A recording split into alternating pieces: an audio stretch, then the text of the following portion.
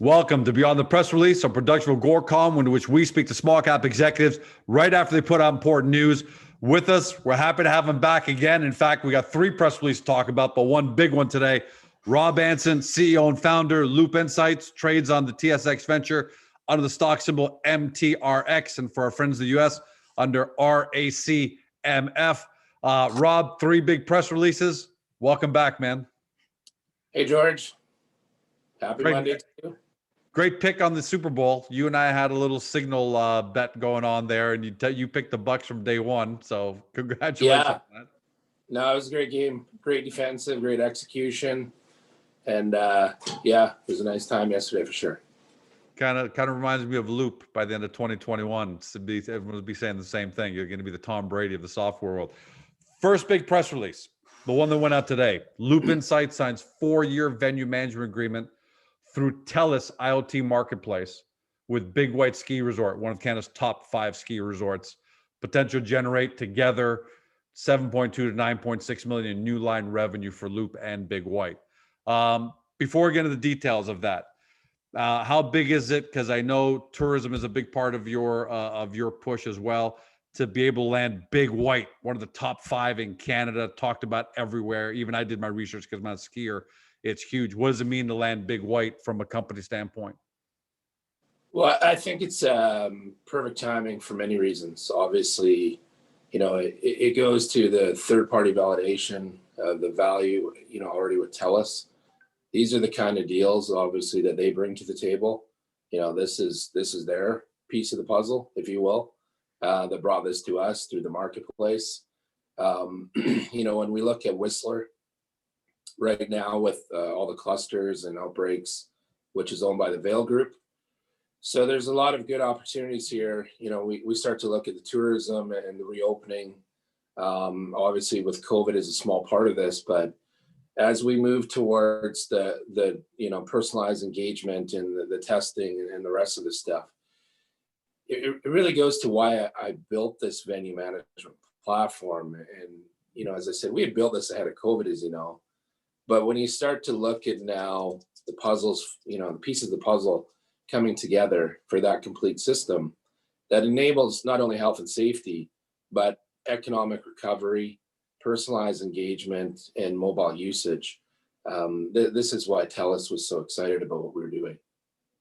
Most of your shareholders are really happy with the job you guys are doing. But if you do ever get flack, it's from what I call the impatient group. I don't know why they're like that. It's not just unique to you, it's other companies too. But who think, it's taken too long to announce big deals. But I think this is lightning fast, considering how long, how long ago you announced the VenueBubble. You tested it in a couple of venues. Obviously, Vegas was the big one where we interviewed you live from the floor. Man, how fast did it come together?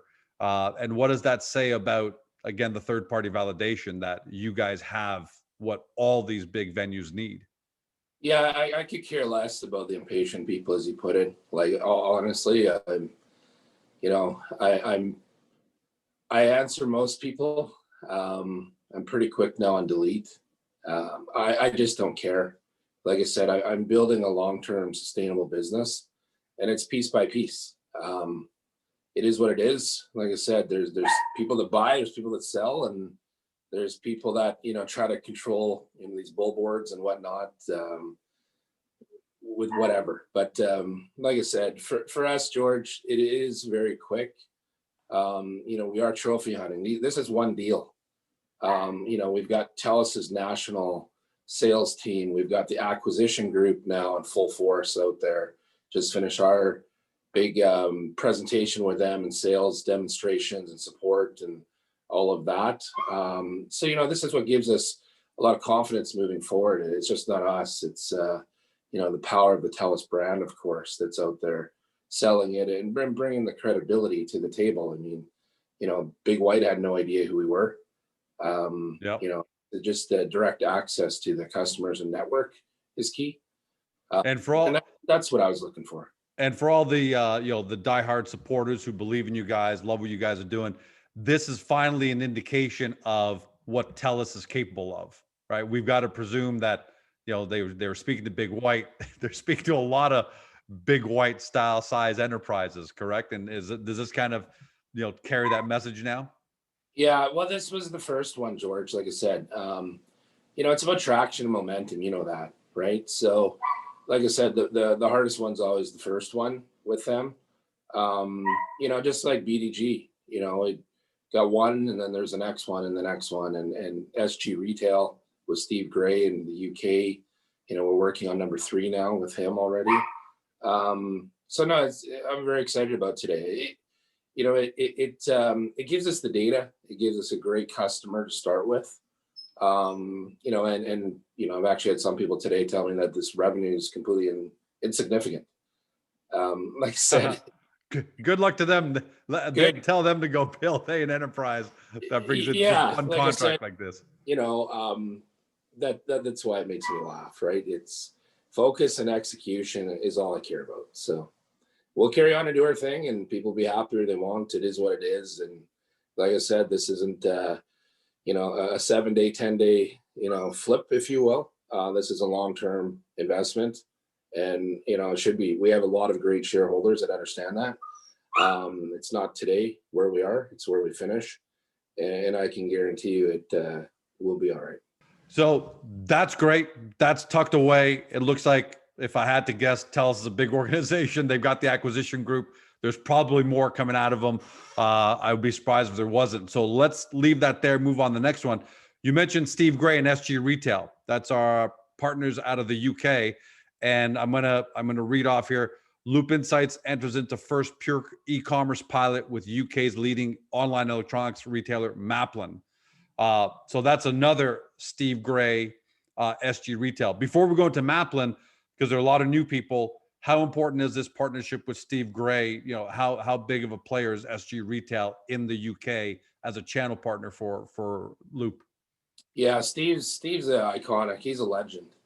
I mean, he's been there, done that. He's seen it all, heard it all, and built solution stacks for the largest enterprise customers there are. So same thing. It's credibility opens doors. We saw with pharmacists, just implemented that. Now, obviously, we got Maplin here that we've already onboarded all of the data, as we said quickly.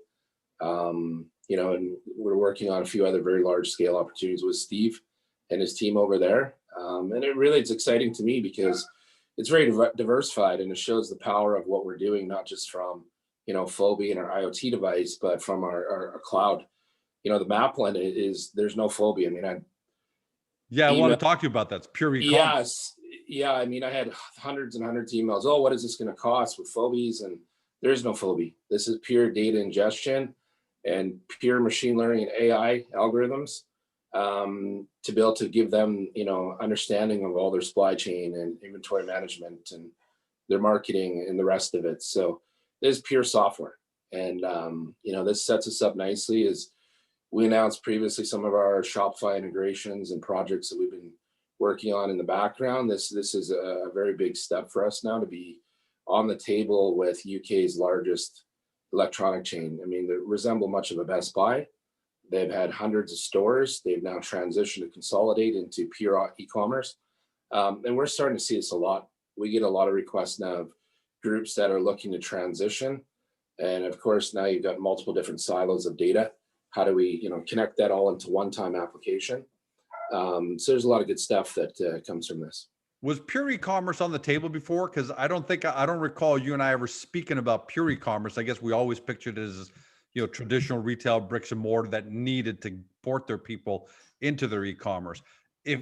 How big of an opportunity is it? Obviously, e-commerce sites is global. There are millions of them. How big of an opportunity does this open up if you guys land this Maplin and get it done right, and you move from pilot into actual customer implementation? Yeah, no, for sure. There's a lot that in the press release we read with their brands. The brand component is very big here with Samsung and Sony and Panasonic, right, and others that they've already brought to the table. So I'm very excited about it because, like I said, George, for me, it's all about the power of the real-time data. That's where everyone gets excited, right? It's being able to activate promotions, campaign, corporate messaging, in real time. And with our Loop data segmentation capabilities, being able to provide that omni-channel personalized experience across all channels in mobile commerce, e-commerce, or in store, that's really what Steve's selling. And that's why we're starting to capture this interest from many players in UK and Europe. Well, you promised that 2021 was going to be the company's biggest year ever. And I mean, you've already had multiple announcements. Now these announcements here, it looks like you're starting to really follow through on that. You've got two big pilots that are, your first big pilot you ever announced was your CBD store. And you guys, you know, there was a pilot and then you closed it. It went from 20 stores to 550 plus. And I think there's still some implementation going on this quarter, next quarter. What do the pilot times look like for pharmacists? Because that's potentially 12,000 locations. Yeah. And obviously Maplin is early, but are those, you know, going to be 90-day pilots? Is that what you guys are assuming there? That's what we shoot for. That gives us enough data to build into our portal, of course, gives us time to be able to action some of these campaigns with their marketing and advertising agencies that they work with. So yeah, for us, we always push 60, 90 days because you need to truly capture enough data, right, to be able to make a difference, to train the machine, if you will. So that's typically what we push for, George. Yeah. Is it too early to kind of ask how pharmacist is going? Because Maplin is pretty new, but or you just got to wait till the end of the pilot and see all the data at that point? They're all the same. I mean, the hook, if you will, is what we set up in the beginning, enables us to ingest all the data. Pharmacist was a Fobi implementation. So hardware has been shipped, hardware has been installed, data lake's already structured. We're ingesting all of the data now. And that's now it's just a matter of consuming and then building our marketing strategies off that with their CPG partners. There's a lot of tech involved here. Before I go to the reopen Vancouver, there's a ton of tech. Your new CTO, I mean, you guys were already a fantastic tech shop to begin with. What you guys built, what you created, the partnerships all came before your new CTO. But why did you have to bring in this new CTO who comes from NTT DATA? So I'd like to know, you know, why was it necessary at this point? You know, what are you seeing that necessitates someone like this CTO? And what does it say to potential customers and partners down the road? You know, if Georgecom says, "Hey, I'd love to have you in 10,000 of my locations, but I don't know if you guys can deliver," Rob, does it provide even more assurance to have this kind of a new CTO on board? Yeah, it does, and it gives a lot of, you know, I have a lot of great respect for Casey, who was our previous CTO and got us to this point. He's the one who actually came to us and said, "Hey, I think, you know, now that we're at this level, and we got so many moving parts. I mean, Casey's a young man; he's 25 years old. You know, so what he's done is quite remarkable to get us here." You know, to your point, it's now, as we said, focus on execution. It's about credibility. You know, that's the first thing these large groups look at is, you know, when we're at 10 cents, that was the hardest thing because, you know, Rob, we love the technology. You know, we love your vision, where you're going with this. We want to do this, but we see you're a brand new company with, you know, a small market cap and little money in the till. There's a lot of risk and exposure there, right? So now that, of course, you know, we're in a good position financially and market cap wise, you know, it's you know, as we change to Mark, our new CFO, it's all part, you know, very important pieces of the puzzle about growth and expansion and global scale. Global scale is a very challenging thing.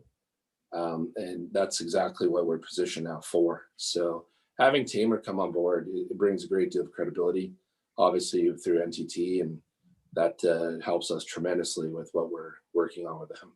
And I'm presuming NTT DATA gave you their blessing on this. It wasn't like you went and poached them or anything like that. But you know, how did they, you know, bless that new addition to the team? Well, I mean, Tamer has a very, very great relationship, right? I mean, he's a fantastic guy. What always impresses me with, you know, kind of reaffirms my instincts and when I hire these people is, you know, when they post on their LinkedIn, you see what kind of respect people have. and I mean, there's hundreds of people that best wishes, all the best. And, I had, I don't know, 75, 80 perhaps people message me on LinkedIn telling me what a tremendous hire that was. And now they're following the Loop story. It's the same thing with Danny Spataro as well. It's I take a lot of pride in our family here at Loop, and it's great to see the credible people now that are have confidence to come here. Right? That's they got a big pushy job at a huge company, no risk in life, and they're excited to come to Loop. So that's I think it says a lot about where we're headed and what we're doing. And last but not least, so more the vision, blue sky, dreaming side is your Reopen Vancouver. So I'm going to read that headline: Loop Insights and Empower Clinics establish Reopen Vancouver, a coalition to deploy proven health and data infrastructure in response to COVID-19 to help rebuild Vancouver's tourism, travel, and hospitality industries. How big of a problem, first of all, are you solving? How many billions of dollars is tourism worth to Vancouver and British Columbia? And second of all, even for you guys, Rob, devil's advocate, this is a pretty big fish to try and land, or a pretty big problem to try and solve. How does the plan look for Reopen Vancouver? It's just not Vancouver. I mean, that's where we started because we've been asked to, take part in many boards and roundtable conversations now as a result of our experiences in the U.S. This isn't an anti-government thing. This is something that we are collaborating now to support. The ArriveCan app and the exposure notification piece. This is more of a top layer software play as well, as we are a data company. This is all about interoperable data points and connectivity and application with our digital wallet. So there's some pretty interesting projects that we've been invited into that we'll announce here in the next bit. But it's a great opportunity because the one thing is, as I said, if you go back, many months ago, George, I built this for economic recovery as a transformative solution to slowly, safely reopen commerce. We can't shut down and then all of a sudden think that COVID's going to go away. Obviously, we've seen in the government releases here the last week over the vaccination challenges now that we're facing with, I'll say, mismanagement. It's not going away. Here in Vancouver, the transport minister, they just announced that they're closing. Well, they're against opening the cruise ships for 2021. So federal government said April 2022 before you see cruise ships. But can you guys change that if you come with? Well, that's just it. I mean, it's kind of left the door open. If we have a safe and data driven process put in place, we're open to looking at that. And that's really what we're building now with key industry stakeholders in the tourism, the transportation, the hospitality, the airlines, the cruise ships, the border agency with CBA, and U.S. Homeland Security and Department of Transportation. So there's a lot of interesting pieces here, but I understand too that it gives us organic business development into other verticals and sectors. So a bit of a method behind my madness, but it's really here. It's about taking what the government's done to date and giving them confidence and a public message that there is ability and there is thought going into how do we reopen. And this is something that we've been approached by several provinces. I'm not sure if you saw on the weekend, but we had a big feature in one of the Toronto papers that I saw was brought the Toronto Post-Gazette article. I want to bring that up with Simpson there, who said this could be a fantastic solution for travel. Yeah, I had a lot of MPs in Ontario reach out directly on LinkedIn from that, and there's a lot of things in Quebec that have come in the last week as well that we're looking at assisting. So it's a challenge, and it's just reality, right? So I always say, if you argue with reality, you're gonna be wrong 100% of the time. And the reality is, right now we're in a very difficult situation as a nation. There's very limited, upside, if you will, in the near term with vaccines, as we see. And this is, like you said, like 9/11 changed security with airport travel. The digital wallet and digital ID is something we'll be talking about for years to come. Yeah, forever. And Rob, is it safe to presume that I think when I was gauging the temperature between November and January, it seemed as if governments, everyone had kind of put their guard down, breathing a sigh of relief. Vaccines are coming. We're going to be okay. Now it seems like they've supercharged right up and saying, holy moly, we could lose an entire travel year, tourism dollars. We better get solution. Is there that sense of urgency now where governments are saying, we need to do something. We can't wait any longer. We cannot take the chance that vaccines might end up solving this. And is that a good business catalyst for Loop at the end of the day? I mean, I know you want to help, but at the same time, you're here to create value for shareholders. It is for sure. And, to that point, government runs on tax. So, the deficit coming from this is diabolical, right? We need to reopen. They know that. Of course, everyone's scared to take the first step. And that's what we're here to do. We're here to hold their hand and support them on this reopening, and provide that public-facing message that there is hope, first and foremost. I can speak here in Vancouver. We're down in the financial district, and it's a ghost town, absolute ghost town. You've got commercial buildings that are empty. You've got restaurants and little boutique shops that are closing every day. A lot of the sentiment and people that I speak to, the coffee shops and that, is we're just 2 blocks from Canada Place and the cruise terminal. They were all waiting on this message, and they were absolutely devastated last week when they heard that. So, it's Vancouver is a big, bright, vibrant city that's turning into a ghost town, which is, people just don't understand the economic impact of COVID yet. And do you ever worry about the size of the problem you're trying to solve? This is a major problem. If you solve it, a monster reward, I'm presuming, because this is we're talking about major money now. Yeah, for sure. And to that point though, George, there's not going to be one solution here, right? Is the way I'm approaching this is, I don't care what, you're using FaceDrive or TraceSafe or 10-3 or some of these other contact tracing solutions. You've got, all of these temperature solutions that are out there, and booking reservation systems. And, there's so many silos. We're just simply connecting them all and putting it into our wallet, right? So there's going to be hundreds of solutions that are interoperable, and work as one, right? That's the way I'm positioning. This isn't Loop and Rob and, the big Loop cape on, and we're going to save the day. This is about us sitting on top and connecting all these pieces to the puzzle. That's going to enable the safe reopening. Rob, good luck with that one. That's kind of like the blue sky, could be a great example of what you guys are capable of, but Big Sky and Big White and Maplin and Pharmacist are already showing us what you're capable of. So, congratulations on what you've done. You put up, I'm going to leave you with this last word to you. You put up something interesting on Agoracom last night, which is to the effect of, sometimes it's just better. Sometimes the best response is just to be silent. Last word to you, and maybe you want to flesh that out a little bit. Yeah, like I said, there's a lot of noise, which is good. Nobody knew who we were. Now you got the haters and bashers, and I get, as you can imagine, hundreds of people a day right now emailing me and then giving me shit for not responding to them. Part of my language, but I do the best I can. And right now, I'm just pure focused on execution. We have so many projects and implementations and stuff in the pipeline. At the end of the day, that's what my focus is. And like I said, I'll do my best when I can to get back to everyone, as I try to do. But no, right now I'm head down and focused.